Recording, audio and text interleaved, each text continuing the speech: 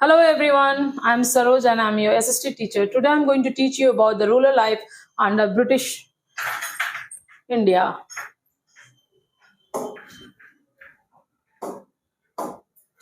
Rural life under British India. In this chapter, we are going to learn about the farmers, the peasant, and the cultivators who faced lot of problem during the British government. They were exploited in their failed work. New land revenue settlements introduced by the British in India. After the Battle of Buxar, the British got the Diwani right over Bengal, Bihar, and Orissa. After the Battle of Buxar, the British government had already won and they have taken the Diwani right from Bengal, Bihar, and Orissa. The right to collect the land revenue. Now, the East India Company had to organize the land revenue system in such a way that yielded enough income to meet the growing administrative expenses of the company. It's to support its trade of India. Now, what happened is like after winning, they had to meet the administrative expenses of the company and support its trade. So they had imposed a revenue system that was in a very high rate. The British introduced three land revenue settlements in India: Zamindari system or the permanent settlement in Bengal, Bihar, and Orissa; Royatwari system in large part of southern, western India, and Mahalwari settlements in Punjab, northwest provinces, and Awadh. The British ने क्या किया, इन्होंने three land revenue systems को start किया. पहला था आपका जमींदारी system, जिसको हम परमानेंट सेटलमेंट के नाम से भी जानते हैं, और ये स्पेशली बंगाल, बिहार एंड उड़ीसा में इन्फोर्स हुआ. Ryotwari system in large parts of southern and western India. Mahalwari settlement जो है ये Punjab, north west provinces and Awadh में. All this land revenue arrangement had a major impact on the life of the peasantry and even zamindar living in the Indian villages. जब ये land revenue system apply हुआ तो peasants और farmers के ऊपर बहुत असर पड़ा, इनका बुरा असर पड़ा. Zamindari system or the permanent settlement. This revenue settlement was introduced by the Governor General Lord Cornwallis for Bengal in 1793. तो जमींदारी सिस्टम जो है लॉर्ड कॉर्नवालिस के द्वारा इंट्रोड्यूस हुआ था और ये 1793 में था for Bengal. Features of permanent settlement. The zamindar, rajas, and the talukdars, Bengal, Bihar, and Orissa were made hereditary owners of the entire land in the zamindari. In return, they had to collect rent from the peasant and paid a fixed amount of revenue to the company. तो जमींदार जो थे यानी rajas और तगलग्स, बंगाल, बिहार, उड़ीसा, यहाँ जो hereditary land owners थे उनसे इन्होंने रेंट जो है कलेक्ट किया और ब्रिटिश गवर्नमेंट को दिया.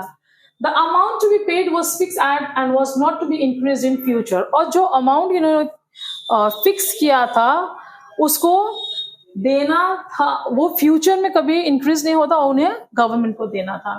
As long as the zamindar paid the land revenue, he had the hereditary right over his zamindari और लैंड होल्डिंग. जब तक जमींदार जो है लैंड रेवेन्यू दे रहे हैं तब तक लैंड उनकी थी.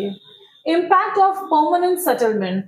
This helped the British to do financial planning. The revenue arrangement ensured that the company got a fixed amount on a regular basis.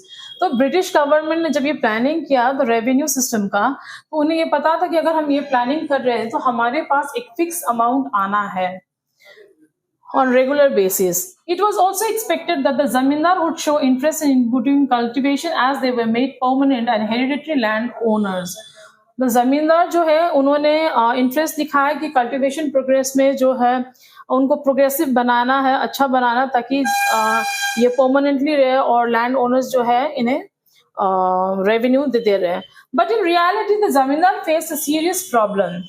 The British had fixed the land revenue at a very high rate and many zamindar could not pay the amount. लेकिन हकीकत में क्या हुआ, जमींदार जो थे उनको बहुत बड़ी प्रॉब्लम फेस करनी पड़ी, क्योंकि ब्रिटिश गवर्नमेंट ने जो लैंड रेवेन्यू सिस्टम लागू किया था उसमें जो रेट था वो बहुत ज्यादा हाई था. रेट इन द सेंस जो रेवेन्यू रेट थी जो उन्हें देना था सरकार को वो बहुत ज्यादा हाई था. This non-payment of land revenue meant that British could not take over zamindari and auction it off. अब इसका ये भी था कि ये जमींदार जब इतने हाई अमाउंट के रेवेन्यू ब्रिटिश गवर्नमेंट को नहीं दे पा रहे थे तो फिर ये इनकी ये जमींदारी सिस्टम जो है जमींदार से ले दिया जा रहा था.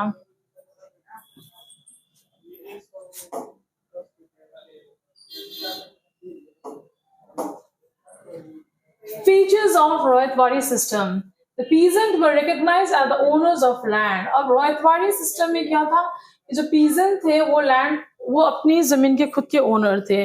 Rohitwari system, the word Rohitwari means what? It's in South Indian word जो एक land है और उसका मालिक जो है is a cultivator and he himself is the owner. और ये word जो है ये South Indian word है. That means basically a cultivator. There were no middlemen between the government and the peasants. अब यहाँ कोई मिडलमैन नहीं था. जमींदारी में क्या था कि मिडलमैन थे, लेकिन ये रोहितवाड़ी सिस्टम में क्या है कि यहाँ कोई मिडलमैन नहीं है. यहाँ ब्रिटिश गवर्नमेंट है और फार्मर्स या कल्टिवेटर्स या पीजेंट्स हैं. The land was taken away from the peasant as long as they paid the revenue. और लैंड जो है तब तक पीजेंट्स के पास रहता था जब तक वो रेवेन्यू जो है सरकार को दे रहे हैं. The revenue was fixed for a period of 20 to 40 years. अब ये जो रेवेन्यू फिक्स था वो 20 to 40 years के लिए था. The peasant was individually responsible for direct payment of land revenue to the government.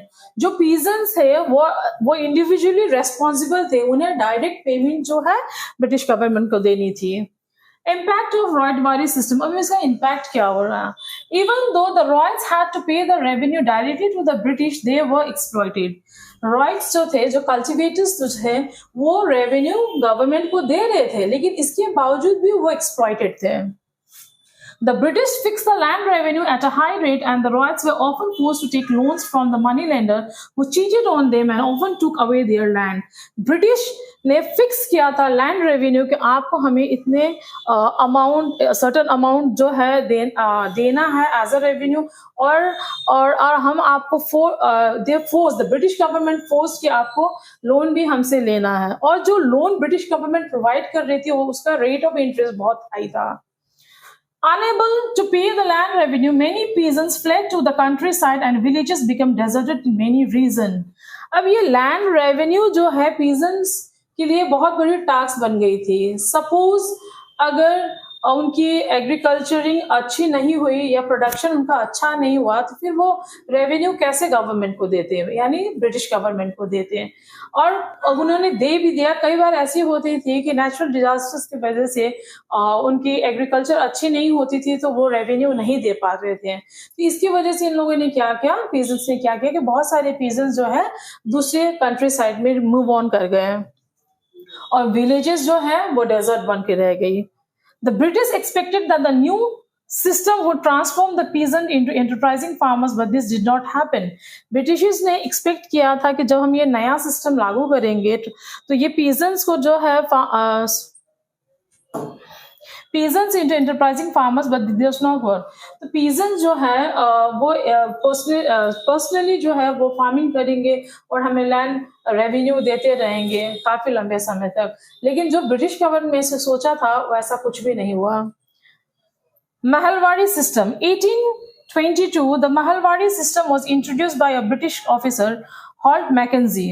अब 1822 में Mahalwari system इंट्रोड्यूस हुआ और इसको इंट्रोड्यूस करने वाले ऑफिसर थे Holt Mackenzie in Punjab north west provinces and Awadh. तो ये महलवाड़ी सिस्टम पहले कहाँ हुआ? Punjab north west provinces and Awadh. Features of Mahalwari system. In this system, a settlement was made with a group of villages collectively called महल. इस system में a group of villages जो थे was made with a group of villages collectively called महल. तो ये system में ये था कि एक जगह काफी विलेजेस थे और वहां से ये कलेक्शन जो है हो रहा था और लैंड रेवेन्यू सिस्टम का. तो इसीलिए ग्रुप उसको विलेजेस जो है जिस विलेज में रहते हैं उसको वो महल भी कहते हैं क्योंकि उनका माइंडसेट ही वही है कि वो विलेज को अपने गांव को अपना महल मानते हैं. The estimated revenue of each plot of land within the village was added up to calculate the revenue that each mahal had to pay. अब एक estimated revenue जो है एक plot land के लिए, जैसे villages जो हैं उनका अपना एक personal land है तो कोई एक collector आता था और land की inspections करता था. जब वो inspections हो जाता था तो उसे ये idea लग जाता था कि ये particular land की measuring जो है इसमें इसकी फर्टिलिटी कैसी है, इसे प्रोडक्शन कैसे हो सकता है, ये सारे वो एनालाइज करके रखे थे। The entire village was considered as a single unit for tax collection, और पूरी जो विलेज थी उसको एक सिंगल यूनिट के तौर पर जो है टैक्स वहां पर कलेक्ट होता था। This demand was revise periodically. अब ये जो डिमांड है इसको रिवाइज पीरियडिकली, समय के हिसाब से इसको रिवाइज किया जाता था। The responsibility of collecting the land revenue and paying it to the company was given to the village headman. अब ये जो रेस्पॉन्सिबिलिटी है उस विलेज के अंदर एक हेडमैन को चूज किया जाता था, और वो हेडमैन जो है लैंड से जो सरप्लस आ रहा, जो प्रोडक्शन आ रहा, उसके बेस पर रेवेन्यू जो है कलेक्ट करता था और वो गवर्नमेंट को देता था। Thus, through this system, the British tried to preserve the villages as important social institution of North India. और इस सिस्टम के तहत ब्रिटिशर्स ने क्या किया, प्रिजर्व किया विलेजेस को, क्योंकि विलेज एक ऐसा प्लेस है जहाँ फार्मर्स, पीजेंट्स एंड कल्टिवेटर्स जो है easily they setup in that particular place and they cultivate. In this system a settlement was made with a group of villages collectively called Mahal. Now, why the village is called mahal? Because the villages, the people of that particular village are very simple, and they think that the village itself is a mahal for them.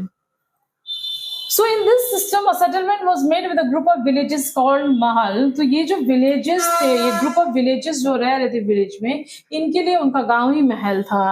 The estimated revenue of each plot of land within the village was added up to calculate the revenue that each village, that is a mahal, had to pay. एक estimated एक amount of revenue जो estimate किया गया था एक particular plot के लिए within the village, उस विलेज के अंदर was added to calculate the revenue. उस रेवेन्यू जो है कैलकुलेट करके हर एक विलेजेस का एक प्लॉट से कैलकुलेट करके रखा गया था। The entire village was considered as a single unit for tax collection. पूरा जो विलेज है, पूरा एंटायर विलेज जो है वो एक सिंगल यूनिट में फॉर टैक्स कलेक्शन के लिए यूज हुआ। This demand was revise periodically. अब ये जो डिमांड था समय के हिसाब से it was change also, and समय के हिसाब से it was revise also. The responsibility of collecting the land revenue and paying it to the company was given to the villages. अब ये जो रेस्पॉन्सिबिलिटी थी कि रेवेन्यू कलेक्शन करना है, तो विलेज से एक हेडमैन को चूज किया जाता था, और वो पर्टिकुलर पर्सन जो है, हेडमैन जो है, रेवेन्यू कलेक्ट करके ब्रिटिश गवर्नमेंट को देता था। Thus, through this system, the British tried to preserve the villages as an important social institution for North India. अब ये जो सिस्टम थी महलवाड़ी सिस्टम है, इस सिस्टम के तहत ब्रिटिशर्स ने जो है विलेजेस को प्रिजर्व करके रखा था, क्योंकि विलेजेस के लिए तो वो सोशल इंस्टीट्यूशन था, और ब्रिटिश के लिए भी ये सोशल इंस्टीट्यूशन इसलिए था क्योंकि villages are very simple and they are ready to give the revenues to the government, and with that revenue the British could manage the administrative very smoothly. The middleman between the government and the villages were eliminated. अब ये जो Mahalwari system है, इसमें जो middle man है, जो government और villages के बीच का जो मिडल मैन था, उसको हटा दिया गया था। Thank you. That's it for today. We'll soon meet in the next video.